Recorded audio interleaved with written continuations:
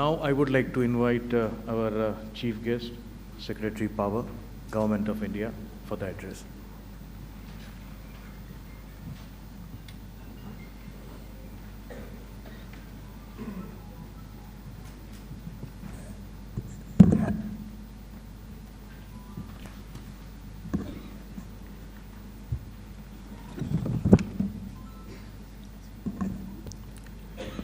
Very good morning to all of you. On the dais, we have Mr. Rohit Pathak, the President of IEEMA, the President-elect IEEMA, Mr. Hamza Arsiwala. We have Jitendra Kumar Agrawal, the Chairman of IEEMA, Mr. Sunil Singhvi, the Vice President IEEMA, and I am told that we also have Peter Jensen, our researcher, senior researcher from Media France. I am very happy to be speaking at this occasion this morning, and I am told it's a very good audience, very diversified, all manufacturers, utility people. I can also see DG NPTI, our training institution. We have some experts like Saurabh is there, and some MDs are also there from utilities. It's a very good mix of stakeholders. So I'm very sure this event will produce definitely very good outcomes. And I must also congratulate IEEMA for organizing this very topical and very important conference that's a meeting in India. And you have also chosen the headline, the resilient utilities and empowered consumers, which is, I think, very, very important. I also saw the video, which is, so we have started thinking of consumers now. It's very important that industry thinks about consumers. Let me start what our Honorable Prime Minister spoke on 15th of August this year, when he was talking of the vision for 2047 and will turn 100 in terms of our independence. I think you must be definitely knowing that he spoke of 5 pran, and one of the topmost one was the developed India. So that is the overall context in which we have to see all interventions, all our efforts, whatever we do. And reliable and affordable clean energy supply is one of the important elements for developed India. So that is all we have been working for, whole of the government and all ministries, that how to ensure adequate, reliable, affordable, clean energy for our economy and for our citizens.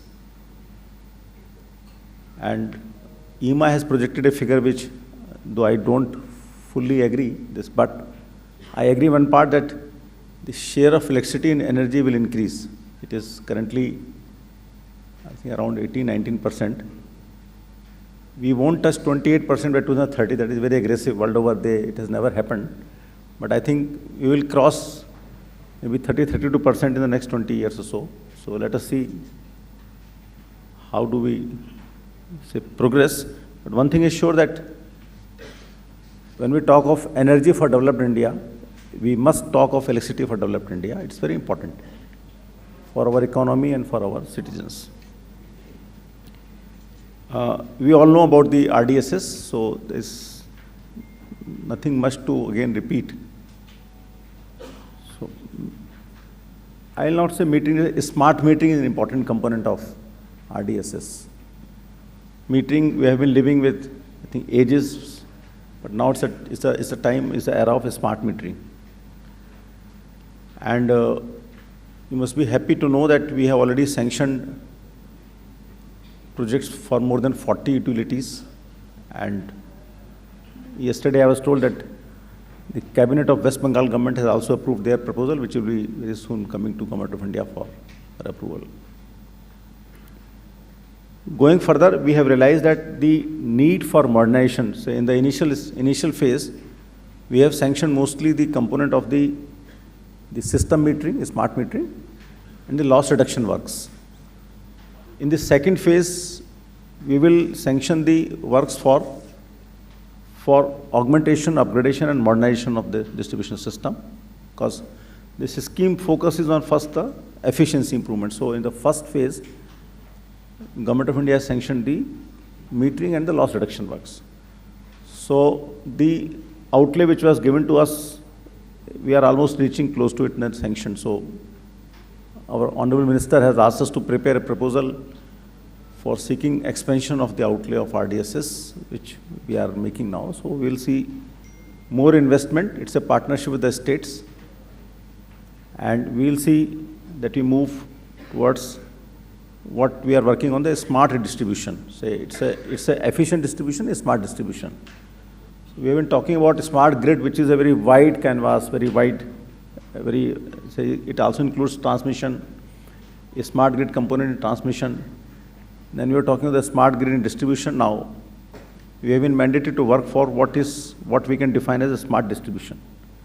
So a smart distribution is to define that, suppose we take a town like Noida we take or Ghaziabad we take, what all should go into to make it a smart distribution. So that is the one task force is working. So it will go beyond metering or smart metering, so what all is required in upstream. But let us remember one thing. So far the industry and utility have been thinking about smart metering in terms of the utility gains. What is the efficiency gain? How much will I save? How much my billing efficiency will go? And organizations like IEEMA have been thinking like manufacturers. You are talking of quality, growth, safety, reliability. But I'm very happy that you have started thinking about the consumer, because consumer is the ultimate, say, our objective is to reach consumer in a manner that they appreciate. Currently, let me share with you whenever we talk about consumers, and when we talk about how the smart metering is being taken by the consumers in the utilities, the picture is mixed. There is general confusion, misconception about a smart meter, that a smart meter will come, my bill will go up, it will jump, and what they are doing. So there is somewhere also reluctance. Of course, it is changing, because utilities mindset is changing now. Almost discoms have agreed to now roll out smart metering, and we, as per our information, the tenders for about more than 6 crore smart meters is in market and now getting awarded also. So with all efforts of last about 2 years for the formulation of RDSS, the sanction of RDSS, sanction of projects, tendering, they are now bearing fruit. And now you have tenders for about 7 crore smart meters in the market. It will further expand. We are very sure. We are working very closely with the states. It's a big change.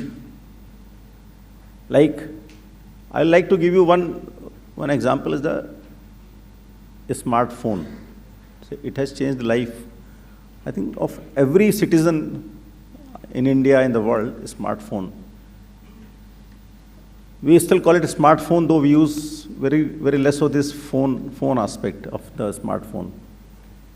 If you see the battery usage of your phone, you will see the phone calls is the only 4%. I think your 40% or 50% is WhatsApp, and I think another 20% are email, and another is your photograph and camera taking and all. So we have we have grown from that mindset. We still call it a smartphone. It is not a smartphone. It is much more than that. Similarly, we have to now make a big campaign, an awareness campaign, that a smart meter is not just a meter. But traditionally, we have been looking at only as a meter, that we measure the energy. We still got.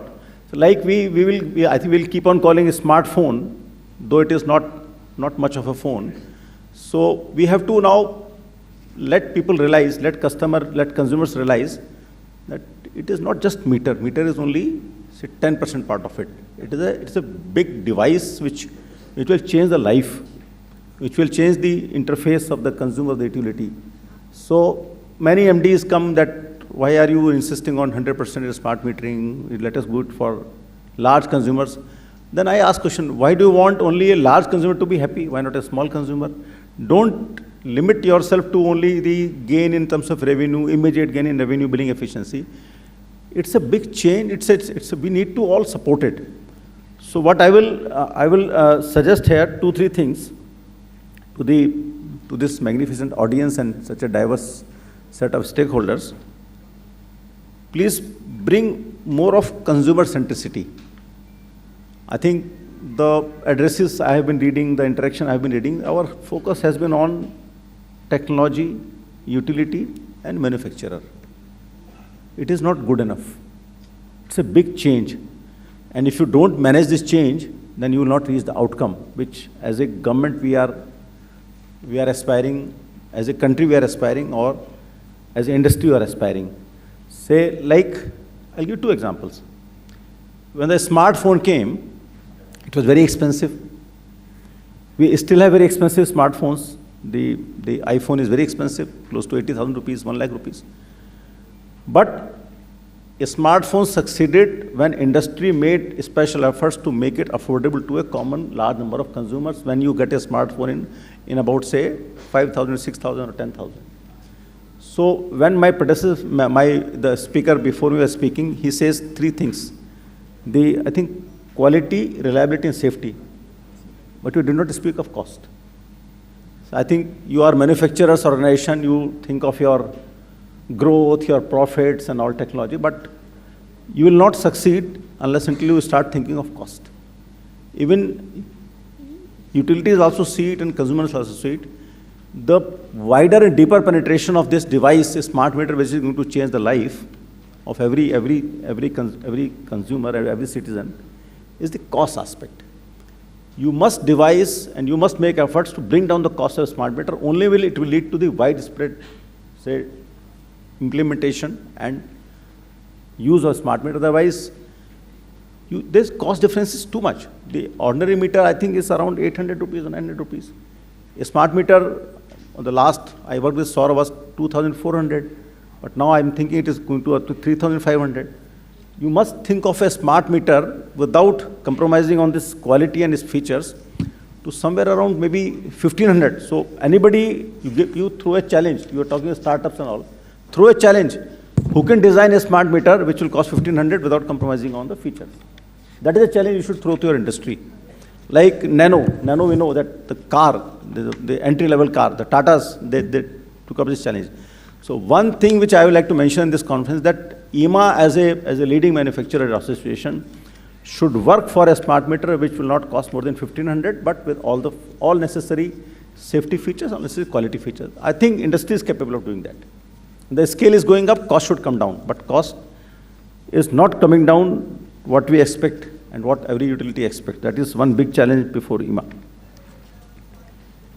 Second is, when you design a product, have more of consumer connect.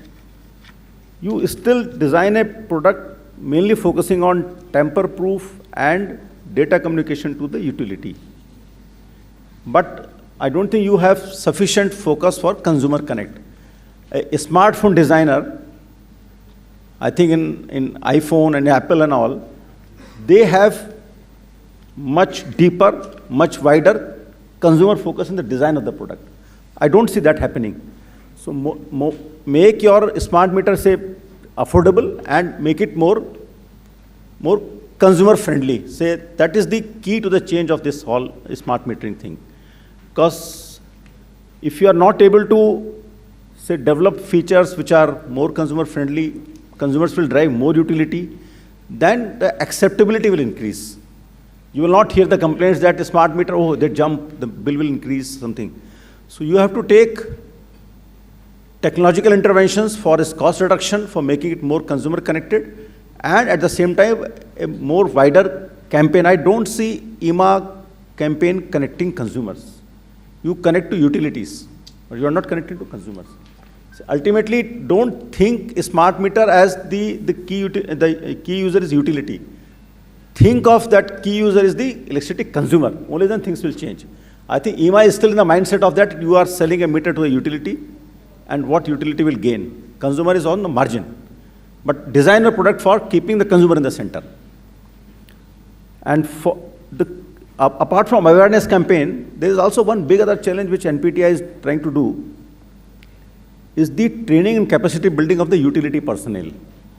I think the NPTI is not transforming. Earlier they were giving very basic training, but now they are excelling in terms of the training for cyber security, for load dispatch, for smart meter, for renewable energy. So NPTI has taken up very new areas. So there has to be very frequent interaction and frequent interface with NPTI. At the pace the technology is changing for smart metering and technology is evolving, you have to interact very closely with institutions like NPTI so that all the latest information, all the latest to-do, all the latest SOPs are dynamically integrated into the training modules. But that is very essential because if the man on the ground, the lineman or the engineer of the utility, if he is not very hands-on and he is not familiar with the latest thing, it will not fly. So like if you launch a new product, we bought some fridge, we bought some microwave oven, and the service person who comes, if he is not confident, if he knows half the things, consumer thinks, okay, this is something gadget which I have bought, but I don't know how will I use it because the person who is coming from company is not fully familiar, he's not appearing to be confident. So IEEMA should pay more attention, greater attention to the training and capacity building of the personnel in utilities if you want to see that what you are aspiring for the smart metering. Third thing which I like to say before I close, there is one aspect which I don't hear from you, I don't see in your movie or I don't see in your posters is the how to utilize the meters which will be discarded when you take the wholesale change of these crores of meters. I have myself seen the big piles of the conventional meters which you will remove. And not a large part of it is end of life. They still have components which can be utilized. But I don't see IEEMA, they have not even started thinking about supporting some startups, some industry which will meaningfully utilize the meters which will remove. There will be several components because it will be a huge problem, not in terms of cost, in terms of environment. Where do you dispose these meters? Crores of meters. Utilities will have to look out for a space and I think there will be some value also. If you unleash the startup and innovation, there are our youngsters and our scientists and engineers or technicians, they will definitely find some value also out of these meters which will come out. So if you can create some value of the components which are into it or some alternative uses or some recycling, then the cost of smart metering will also come down. So I wanted to give these three key messages. Have your design team greater focus on cost reduction and more of consumer connect. Second message is reach out to the consumers in a more effective manner to convey that the smart meter is not your enemy. A smart meter is your friend like your smartphone. As we can't live with a smartphone, we can't live without a smart meter. What are the positives? And also, the same thing, you work with the training institutions to see that all the training curriculums are updated. And thirdly, please think about something, how to dispose of these crores of meters which will come out to utility depots and workshops. I think with these three things, and with the great people here, and with the great institution like IEEMA, you will see that, I'll say it's not meter, through a smart meter, we'll have to call it, through a smart metering universal adoption, things will change, not only for utility, not only for IEEMA, but also for each of us, each of India, and for our economy. Thank you so much. Thank you.